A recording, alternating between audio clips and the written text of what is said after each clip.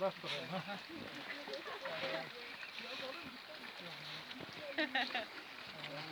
Birazdan bayanlarla beraber ben gideceğim.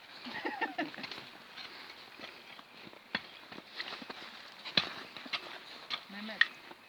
Sizi de çekeceğim şimdi. Herkesin.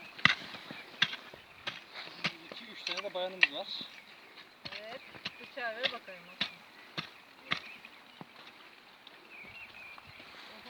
Gelin. Gelin. Ha, bu tarafa da getirin. Şuraya da bir suya. Eşaplı etrafına da bas. Etrafına düşme be. Sen de gel etrafına bas. Burası Esat Alahay Etrafına basarak bırak. Orman Haftası etkinliği. Onu bastırıyoruz, tamam mı? Ama şeye bak, fidana bak. Fidana bak ki. Şimdi buraya bakıp bakınca olmuyor. Tamam abisi. Çok mu?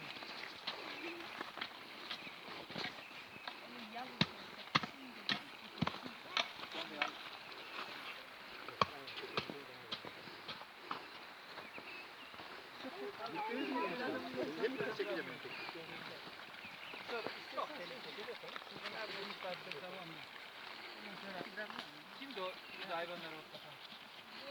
Bak mesela geliyor bunları yer. Midesiz düşer, kuşlar yer. Anladın mı? Bunlar takınca bir şeyler. Bunlar ne yapıyor?